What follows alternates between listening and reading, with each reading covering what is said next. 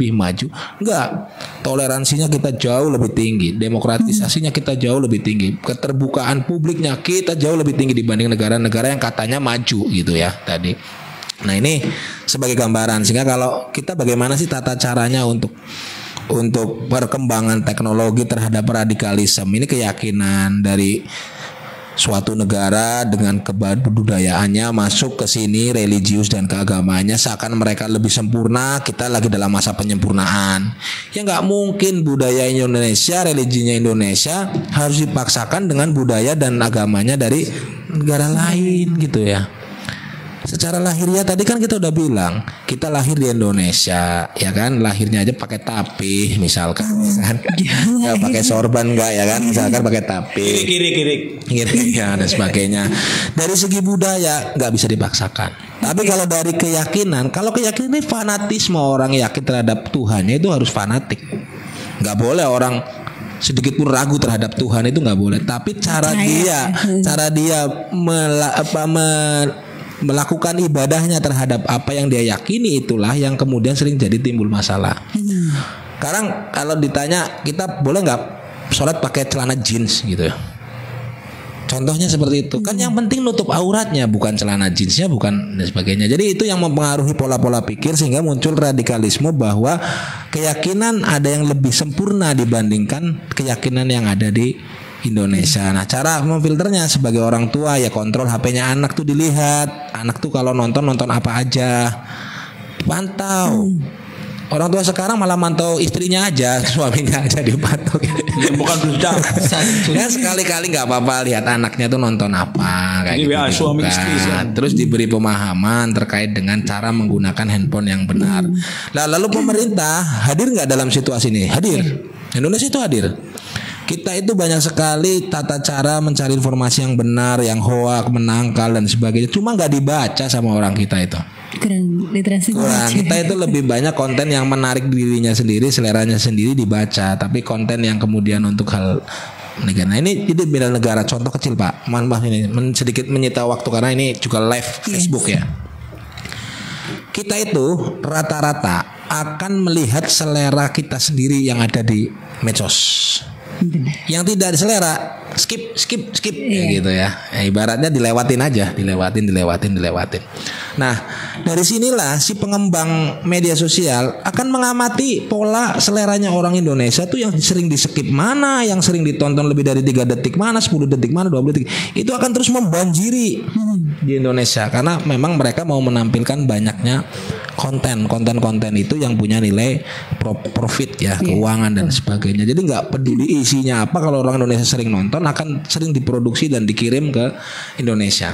Nah, jadi filter utamanya itu adalah bagaimana kita itu meyakinkan kepada si anak, berikan variasi, atau teman kita, bukan hanya anak ya, saudara kita, teman kita, variasi menonton itu harus diberikan. Jangan hanya kepada yang dia sukai saja. Ini loh, tabel mau nonton itu kalau bisa ada pilihannya dan diberitahu. Itu aja. Jadi sederhana. Nanti dia akan memberikan pandangan-pandangan di dalam dia melihat konten. Karena nilainya sangat tinggi ya. Sekarang anak 5 tahun, anak polos 3 tahun udah pegang HP dari pagi sampai malam, dan dia akan lebih banyak mendapat informasi dari handphonenya dibandingkan lingkungannya, keluarganya. Ya, saya sendiri ngerasain nih.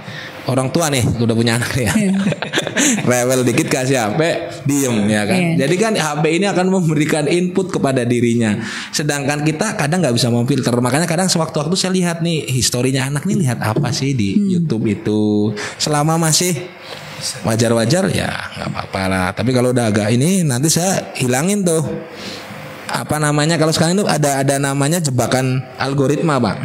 Jadi kalau sekali klik seneng nonton mobil, nanti akan sering masuk mobil itu terus. Kalau kita hapus historikalnya, nanti hilang, dia nggak datang lagi. Nah, jadi itu sering kita amatin lah dikit-dikit biar ada pemahaman, dan kita juga akhirnya tahu oh yang anak kita sukai apa itu dari handphonenya sebetulnya, dari handphonenya. Itu sederhana. Jadi Pak Mulyana makasih mengingatkan, dan pemerintah juga tidak kurang-kurangnya sering menginformasikan yang bagus. Bela negara contohnya ya, kita upload aja yang bagus-bagus tentang Brebes, itu bela negara. Jangan nge-share bentar-bentar ada TKW dari Indonesia nyolong ini, malah dia share. Ya kan dia menyebarkan kebencian, kejelekan terhadap Brebes di daerahnya. Giliran ada kemajuan teknologi yang bagus, dia cuma skip aja nonton. Harusnya dia bantu dong dengan share ke daerah lain. Oh di Brebes tuh ada kemarin ada hal bagus tuh, ada festival bawang merah nih, bagus nih bawang merah, di share. Yang di share kecopetannya yang di share. Ya itu kan bentuk sedikitlah tipis keimanan bela negaranya itu. Jadi itu aja Mbak, makasih banyak. Ada tambahan nih Pak? Ya. Juga.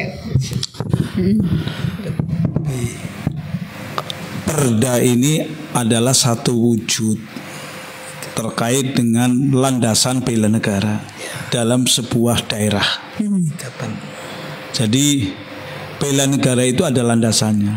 Kalau skupnya di sana Pancasila, Undang-Undang Dasar 45, ada undang-undang, ada PP, ya, peraturan pemerintah.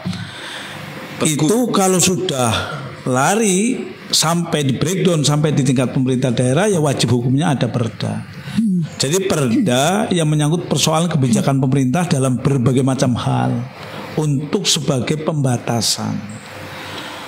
Sebenarnya Indonesia ini kan negara demokrasinya Pancasila. Ya demokrasi Pancasila gaya liberal. Pancasila gayanya liberal ya. Ya, jadi kita akui pasti seluruh organisasi, seluruh apapun kelompok di sini harus berajas tunggal Pancasila. 1984 itu kewajiban harus berajas tunggal Pancasila, karena ada dulu itu satu ormas Islam yang tidak mengakui Pancasila. Ajas tunggalnya Pancasila. Nah, pakainya ajas Islam. Ya. Padahal hidup di negeri Pancasila. Jadi nggak bisa. Lah kalau daerah tidak tekun, tidak kreatif membuat peraturan daerah sebagaimana kebutuhan warga negara yang ada di daerah tersebut, maka di sana akan pincang. Contoh disampaikan, kan ada Kementerian Kominfo, ya, isi ngurusi urusan kayak gini, urusan teknologi yang canggih-canggih. Kita juga ada Menristek, ada urusan teknologi. Tapi ke bawah di daerah ini tentunya sesuai dengan apa yang dibutuhkan oleh warga masyarakat di daerah ini yang berkait erat dengan kebijakan pusat. Maka walaupun perda yang dimunculkan, tapi tetap cantolannya adalah sumber hukum utamanya adalah sumber hukum utama yang ada di pusat, baik peraturan pemerintah ataupun undang-undang. Sebagai ketentuan umumnya pasti menyebutkan semuanya, konsiderannya menyebutkan itu semuanya. Jadi syarat untuk menjadi orang yang bela negara tahu tentang batasan ataupun aturan-aturan yang digunakan dalam sebuah daerah itu. Ya.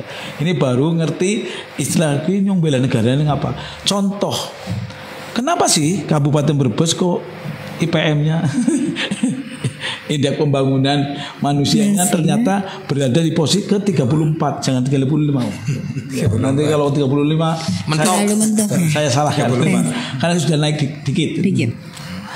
Ternyata ini kan menyangkut persoalan kesadaran setiap warga negara di dalam mendidik anak-anaknya. Sampai-sampai pendidikan rata-rata di Kabupaten Brebes misalnya baru sampai di usia 7 tahun. Rata-rata berarti 1 SMP.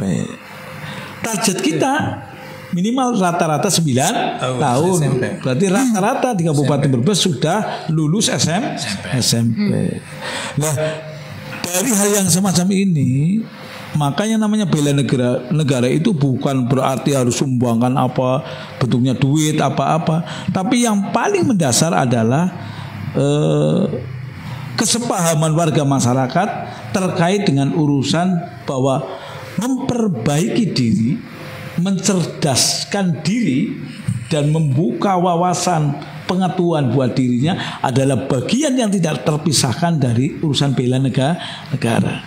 Sehingga bela negara menjadi kewajiban seluruh warga negara Indonesia ini, baik dimanapun. Karena warga yang tidak punya jabatan, tidak punya pekerjaan itu semuanya itu dasarnya keputusan negara. Contoh, orang kerja di pabrik. Kerja di pabrik ini tidak bisa pabrik itu berdiri tanpa ada izin dari pemerintah. Dan izin dari pemerintah berani mengizinkan jikalau contoh tentang perda RT RW. Nggak boleh pabrik berdiri di atas tanah hijau. Nah itu yang membatasinya apa? Kalau bukan daerah yang membatasinya. Jadi tidak boleh orang yang punya duit sewenang-wenang membuat karpet dewe. Itu artinya, lah saya ikut kerja di situ kok. Lah kalau kerja di situ ternyata pabriknya ditutup. Salah. Kamu ikut kerja dalam pabrik yang diizinkan negara itu lebih nyaman, ya, lebih enak dirasakan dibandingkan dengan pabrik yang ilegal. Ya, ini dasarnya. Makanya kayak sekarang misalnya kerja di Alfamart atau Indomaret. Nah, modern. Kabupaten Brebes punya perda toko modern. Ya, ini iklan ini. Punya kerja paling tidak satu Alfamart ada 6 atau 10 warga masyarakat Brebes yang ikut bekerja di sana. Betul. Tapi kita tidak memberikan pembiaran buat toko modern yang tidak sesuai dengan batasan yang telah digariskan oleh pemerintah daerah Kabupaten Brebes. Berarti jelas bahwa perda ini sangat berkait erat dengan urusan bela negara dalam rangka menjunjung tinggi kesetaraan dan kesejahteraan. Saya kira semacam itu. Tambahan. Tambahan. Boleh Pak. Jadi kalau tadi dari Pak Mulyana agak lebih dekat hubungan bela negara dengan perda. Yang jelas tadi sudah disampaikan bahwa pemahaman kita bela negara ini kan termasuk kita melaksanakan aturan-aturan yang ada di Indonesia. Dalam hal ini adalah Undang-Undang Dasar dan sampai ke bawah sampai termasuk untuk melaksanakan di daerah itulah di sana muncul perda, dan perda itu tidak akan lepas dari tatanan aturan di atasnya, baik itu peraturan pemerintah, undang-undang maupun. Nah, oleh karena itu jelas peraturan daerah adalah merupakan satu arah yang menuju kepada bela negara. Hanya mungkin tadi ditambahkan di perda itu ada muatan lokal karena sesuai dengan adat istiadat yang ada di daerah itu. Saya kira itu.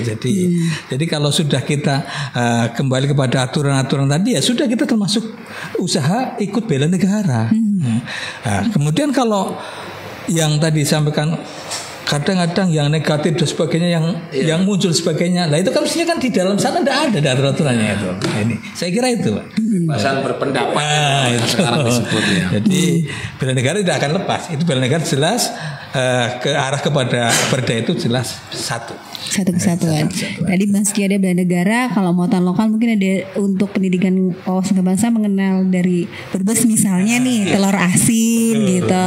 Kemudian juga untuk dalam hal kesejahteraan, untuk ekonomi kreatif. Semuanya dari Brebes. Bisa seperti Jokowi ekonomi kreatif. Iya, betul. mungkin begitu ya Pak Mulyana ya.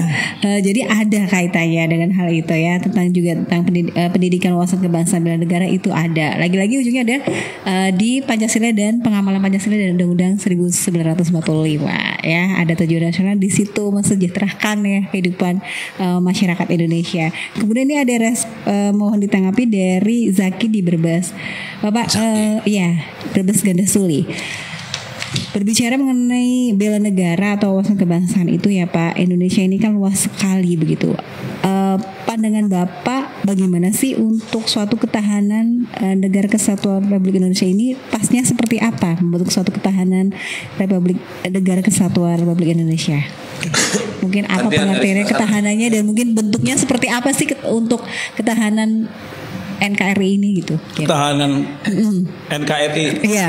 Tadi kan dikatakan mungkin perang atau harus dengan mungkin ya ketahanan harus dengan fasilitas perang yang oke atau dengan bentuk yang lain gitu Pak. Pasnya. Iya mungkin. Bukan untuk mempertahankan negara. Jadi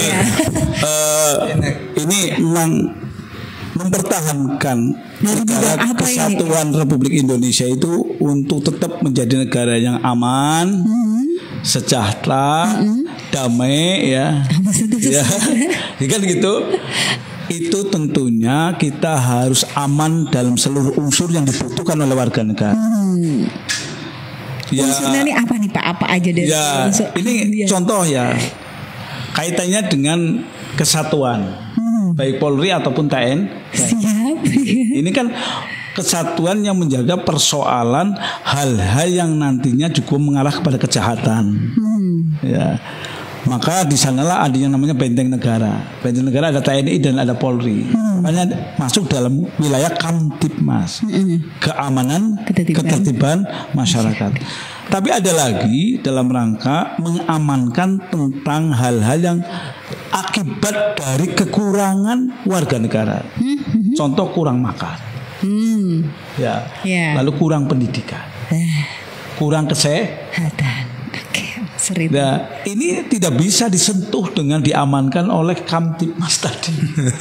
Ini harus yang mengamankan itu yaitu para saat kurangan makan. Ya, sekarang harus kita mencoba untuk membangun kekuatan ketahanan pangan kita. Jangan sampai satu warga negara Indonesia saja, satu warga saja jangan sampai ada yang kelaparan. Tidak boleh ya. Tidak boleh. Ini prinsip seorang pemimpin ini. Jadi pemimpin itu harus punya target. Jangan sampai saya mengetahui ataupun melihat satu warga saja ada yang kelaparan.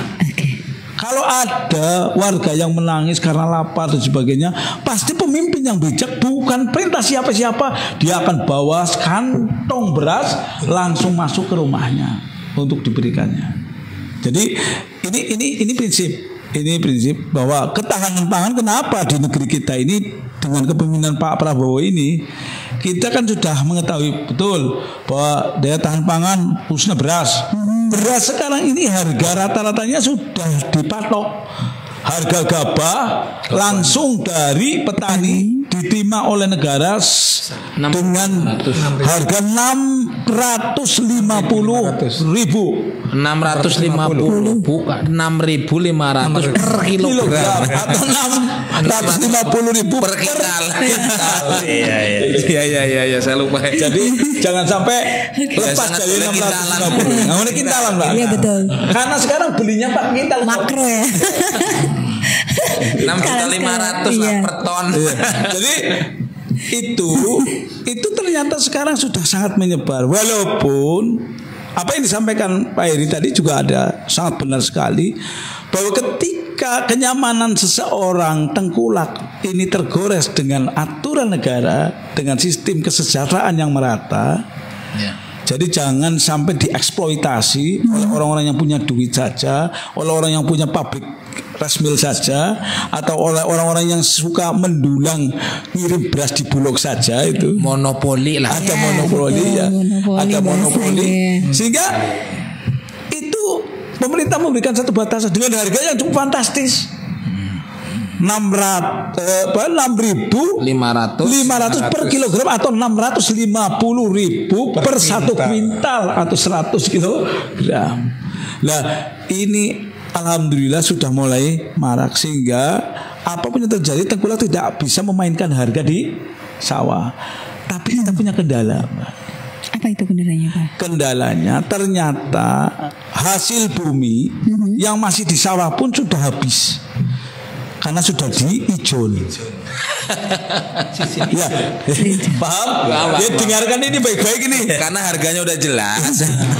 Harganya sudah jelas, sehingga ini yang membuat mereka itu pembeli langsung hasil panen itu nggak bisa. Kenapa? Karena ternyata masih di sawah pun sudah milik orang lain, bukan milik dirinya. Dari mulai udah di DP bahkan lunasi ya Pak. Malah lebih dari pelunasannya itu. Malah minta ijol lagi. Nggak tahun ngarep ini sebenarnya merusak. Dan ini program orde baru. Ya. Bukan tengkulak itu. Bukan mediator. Arane bahasa wong ngomong gue arane apa kayak tukang tebas. Tukang tebas. Ini bukan hanya padi saja, Pak. Bukan hanya padi saja. seluruh produk pertanian. hasil bumi baik bawang, palawija kabeh, kentang itu masih di tempatnya sudah milik orang lain. Sudah milik bos. Bahkan obatnya, winie itu bosi kabeh. Dibosi ya. Iya dibosi sehingga tidak bisa mencoba untuk menyimpan hasil tanaman kita ke lumbung padi.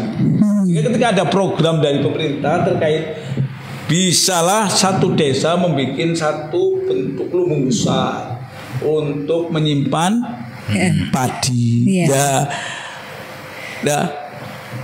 itu ternyata masalahnya ada di pemilik tanahnya juga. Pemilik tanahnya ternyata setelah dia bercocok tanam sampai panen ternyata sudah tidak menjadi miliknya lagi. Sudah menjadi miliknya para pengusaha. Ya. Jadi itu yang mengakibatkan banyak masalah. Dalam hal kesehatan juga semacam itu. Kesehatan betapapun pemerintah sudah sangat sampai dalaning bocah dipikirna. Tahu ya dalaning bocah. Kelahiran. Yes. Sing garap sapa ya. Wong bapaknya ya ora gamblang kadang ora kena. Tapi giliran melahirkan pemerintah harus hadir dengan persalinan yang gratis. Nah, persalinan gratis itu kan harus resmi, ada akte nikahnya. Iya. Jadi dapat gratis. Persalinan itu apabila dari proses pernikahan yang sah. Administrasinya. Nah, pertanyaannya ini yang jadi masalah. Kalau ternyata orang yang kebobolan lebih banyak, LKMD, kecelakaan, lahir keri meteng disit, lamar keri meteng disit gimana? Nah ini ternyata kejadian-kejadian semacam ini di desa sangat marah. Sehingga tumpuklah masalah. Desa ndi makanya desanya jarang gue. Ya akeh lah. Sing di rumah wong nyong pernah melaksanakan tinjauan di Komisi 4. Kayak gitu. Jadi masalahnya gitu. Ekspor bayi juga ada, impor bayi juga ada. Ini saya kira anggota dewan sangatlah merasakan.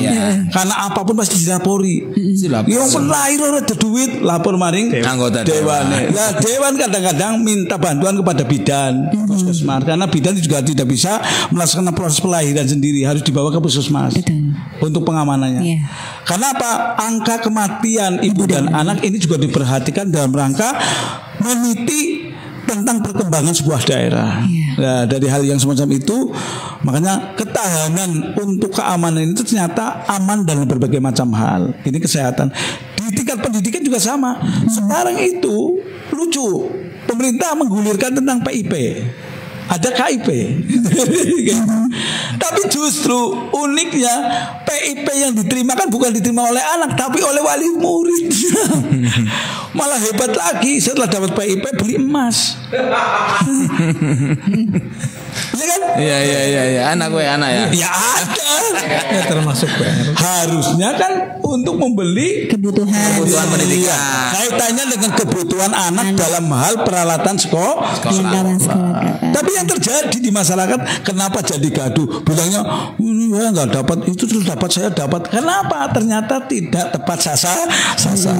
Ini masalahnya di bukan satu kayak nuklir Iran ya Pak ya? Saya tepat sasaran. Sehingga jadi permusuhan. Saya kira semacam itu tambahannya ya. Monggo barangkali Pak Imam Jairi ya. Ini Pak mengenai ketahanan ini. Kembali kepada ketahanan, kemudian tadi dengan usaha kesatuan, kebersamaan dan sebagainya, itu memang bagus. Nah, tadi dengan ada lagi yang terima BLT apa KIP untuk beli emas, makanya di sinilah perlu tadi adanya perda tadi, ada aturan di sana, kemudian juga bagaimana kita sebagai tokoh masyarakat atau mungkin pejabat bisa memberikan satu pembinaan kepada pribadi masyarakat agar bisa masyarakat menyadari. Sekarang kan begini, yang ada kamu dapat PLT, saya tidak mau bayar pajak. Ini kan berarti kalau begitu kalau perlu ada pembinaan yang merata. Singosari ini jalan keluarnya ya. Karena apapun pembiayaannya besar itu. Kita sebagai warga negara Indonesia ya, apalagi Indonesia yang beragama Islam kan jelas di sana, dituntun di sana jelas apa ya, ta'awanu 'alal birri wa taqwa wala ta'awanu 'alal ismi wal udwan, jelas di sana. Kalau itu bisa diterapkan, kemudian kesadaran masyarakat bisa, insya Allah tidak akan timbul tadi membeli emas, tidak, malah jawabannya saya nggak usah nerima, saya sudah mampu. Mantap. Kan begitu. Sekarang ya ada malah nggak terima padahal mampu, malah marah kepada RT-nya lah ini. Saya kira itu. Jadi yang penting bagaimana kesadaran. Fenomena ternyata ya. Ini solusinya ada. Faktual. Supaya pembinaannya bagus. Solusinya ada. Solusinya Singosari solusinya. Dan pemerintah daerah Kabupaten Brebes harus berikan anggaran yang cukup dalam urusan pembinaan. Luar biasa. Iya. Terima kasih. Oke. Ini rangkum aja Mbak Rara. Saya rangkum tadi saya dari pertanyaan dari penjelasan. Memang yang tadi dimaksud Pak Zaki itu terkait ancaman kan, sama aja kan ancaman. Negara itu ancamannya kan dari luar dan dari dalam.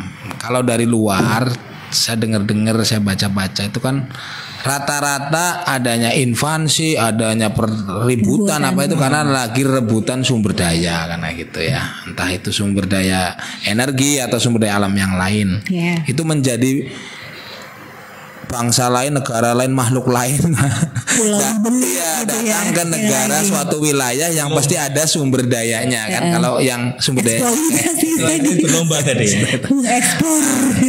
Ini penanganan yang ancaman-ancaman kayak gini kan memang sebetulnya ada yang soft ya, ada yang halus dengan membangun hubungan baik dengan negara lain, komunikasi. Jadi daripada kamu ngerebut nih tak kasih aja, tapi gantian dong kamu ngasih apa ke kita. Kan ada sebuah hubungan diplomatis. Ini kalau kepala negaranya bagus, karena ini kan kalau udah hubungan luar negeri ini kita orang daerah itu hanya nonton, nggak boleh terlalu jauh. Kita hanya memberi masukan kepada pemimpin tertinggi untuk mengambil kebijakan. Jadi hubungan luar negeri dibangun dengan baik, perbatasan itu dibangun nih lagi dengan Malaysia, lagi dengan apa perbatasan terdekat dihubung tetangga-tetangga.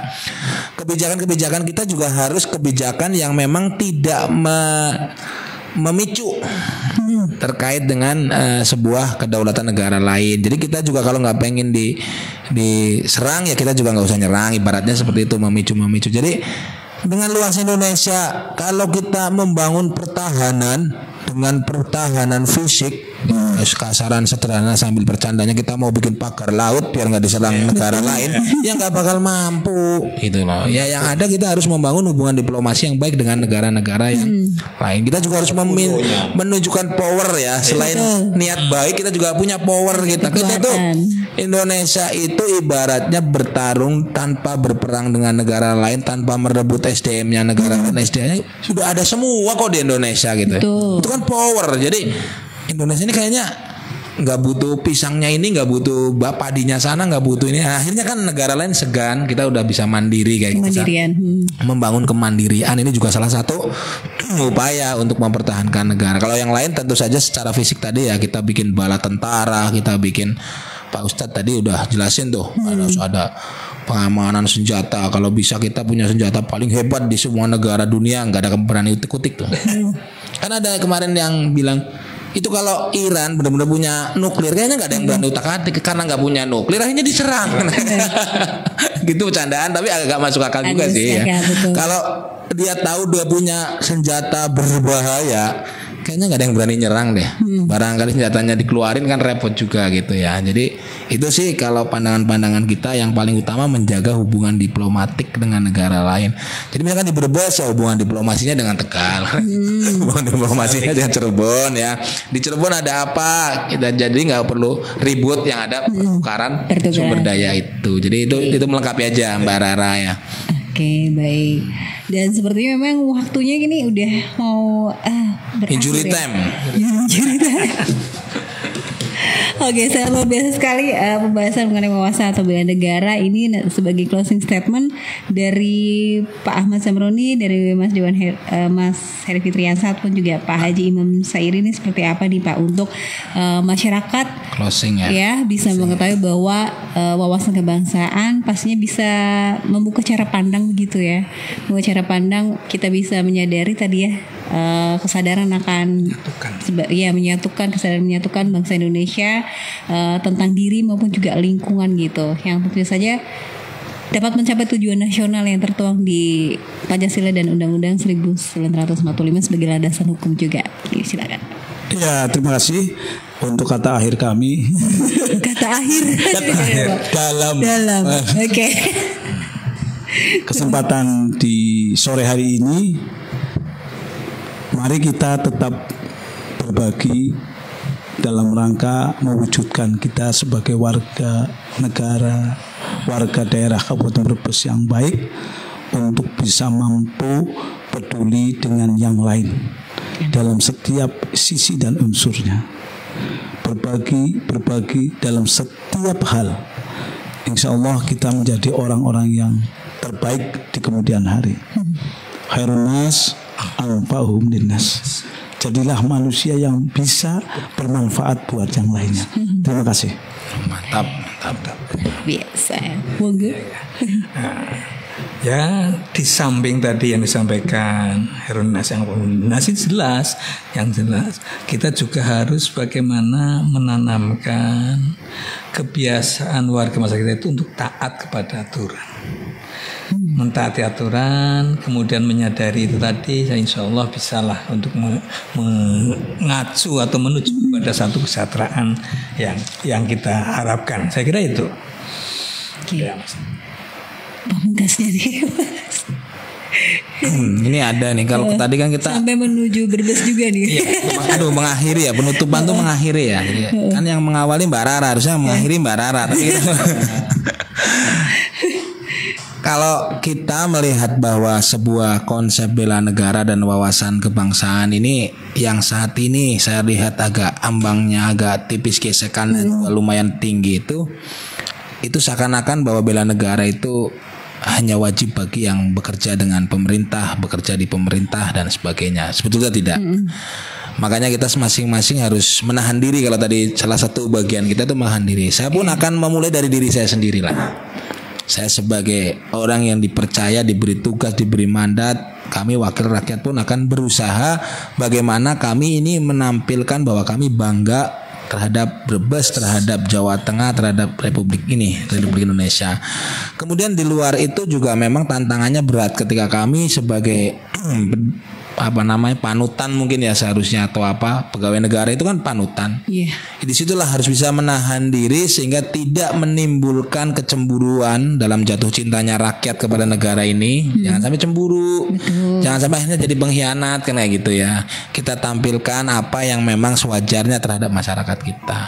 Jadi insya Allah kalau ini kesempatan ini kita jangan kemudian hanya menghakimi rakyat terus ya. Sekali-kali kita juga ngomong kepada seluruh perangkat negara, perangkat daerah, ayolah jadi perangkat yang memang juga panutan kepada rakyat gitu aja. Karena itu penting.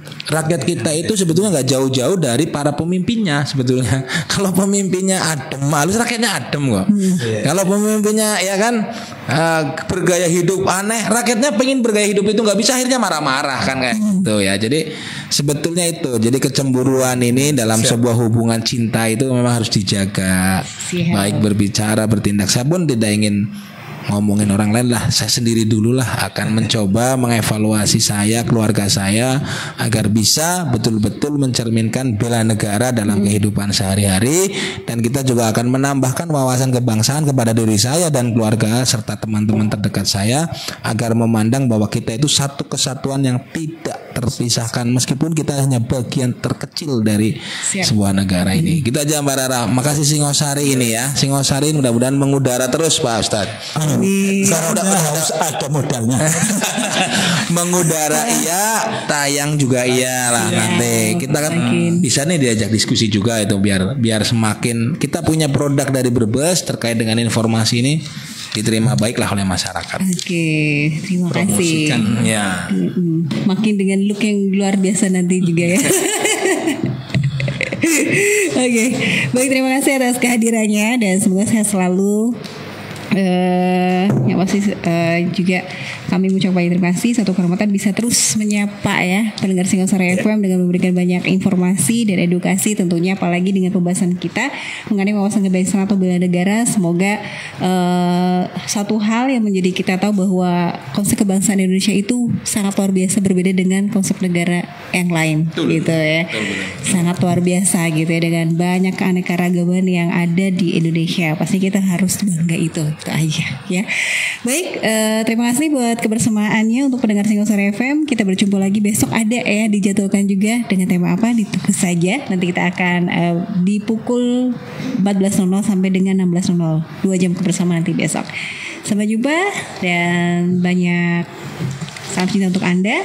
Salam sehat selalu. Wassalamualaikum warahmatullahi wabarakatuh. Waalaikumsalam warahmatullahi wabarakatuh.